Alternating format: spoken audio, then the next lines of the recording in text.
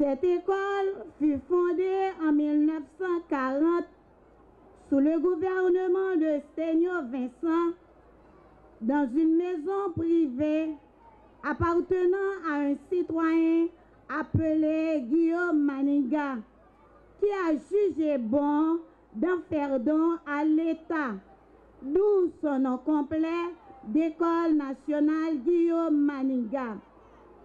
Elle était en bois avec une toiture en tôle, mais elle fut malheureusement incendiée à 3 reprises.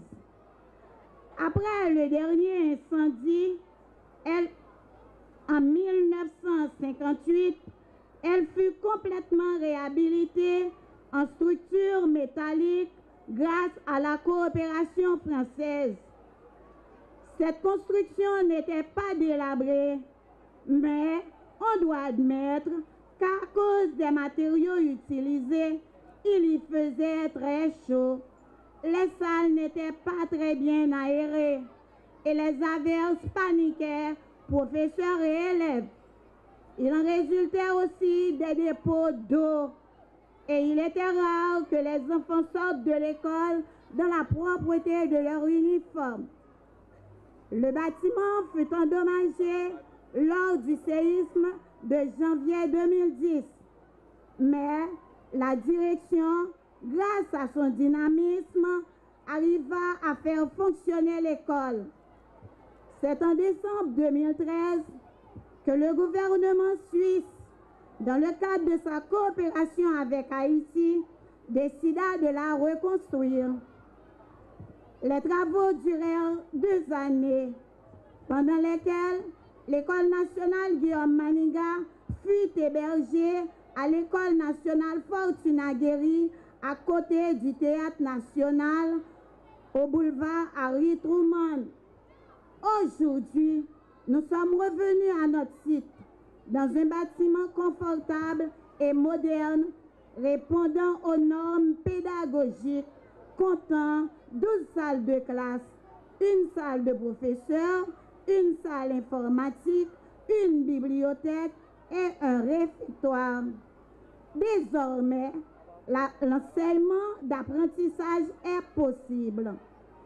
Aujourd'hui, nous, directeurs, professeurs, élèves et parents, nous réjouissons fort de cette réalisation qui permet la transmission du pain de l'instruction à nos enfants dans de meilleures conditions. Nous éprouvons une grande satisfaction d'être les bénéficiaires de cet espace social muni de toutes les infrastructures. Ce programme répond aux priorités du ministère de l'Éducation nationale. À travers ce programme qui a démarré en décembre 2010, la Suisse a prévu de coopérer avec le gouvernement d'Haïti sur une période qui va jusqu'à fin 2017.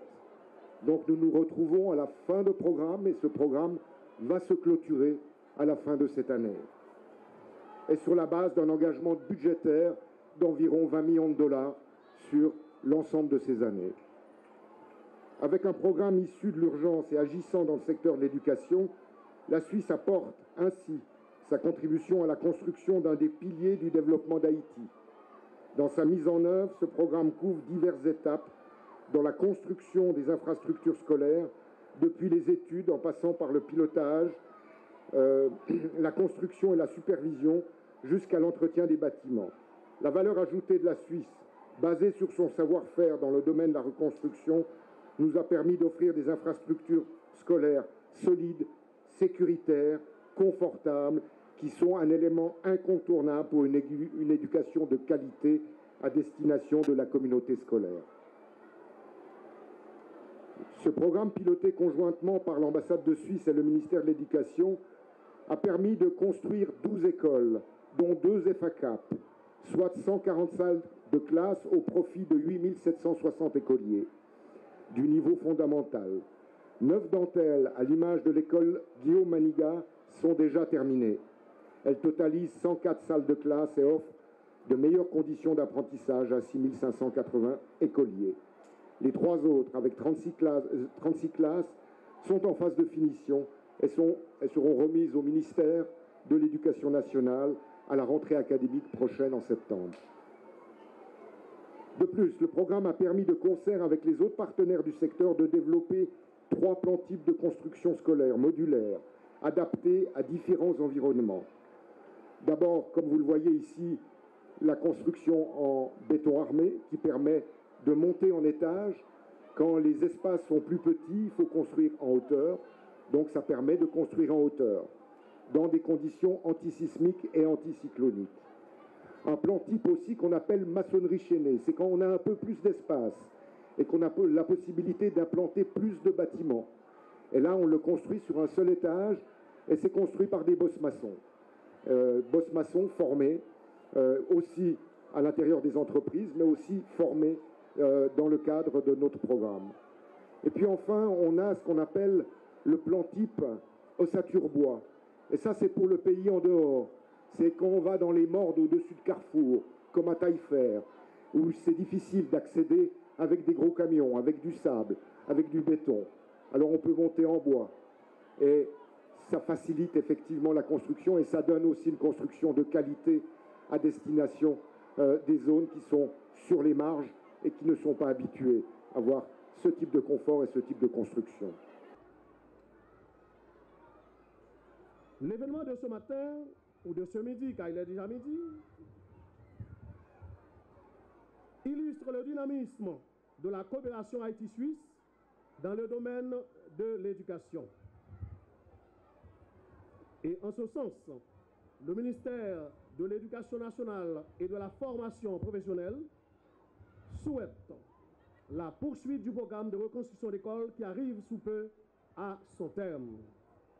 Ce programme qui touche les bénéficiaires directs, les enfants haïtiens, permet de créer un environnement plus favorable à un cadre d'apprentissage.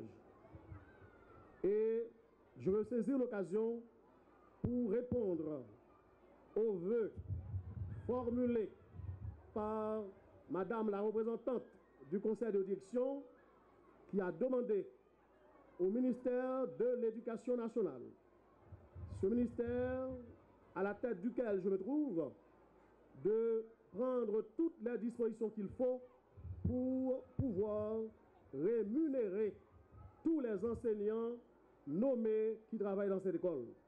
Et en face de vous, je prends l'engagement pour dire à Madame la représentante du conseil de direction que le ministère de l'Éducation nationale, à partir de la première semaine du mois de juin, va commencer par rémunérer tous ses enseignants, car c'est un devoir et c'est même plus qu'une obligation. Comme nous l'avons déjà dit dans beaucoup de discours, depuis quelques jours, pour les enseignants, pour les responsables, pour les écoles du PSUGO, tout est déjà fait. Eh bien, les virements sont déjà effectués sur les comptes bancaires des directions départementales pour le paiement des frais. Heureusement, j'avais posé le problème puisque ça représente pour le pays une véritable catastrophe. Quand on sait qu'on a des enseignants qui travaillent dans des salles de classe, détenteurs d'une lettre de nomination de l'État qui n'ont pas été rémunérés depuis plusieurs années. C'était comme une sorte d'injustice, pour ne pas dire un crime. Car il est bien dit, l'ouvrier qui travaille mérite bien son salaire. L'école nationale Guillaume Madiga est un patrimoine commun mis au service des générations d'enfants d'aujourd'hui et de demain.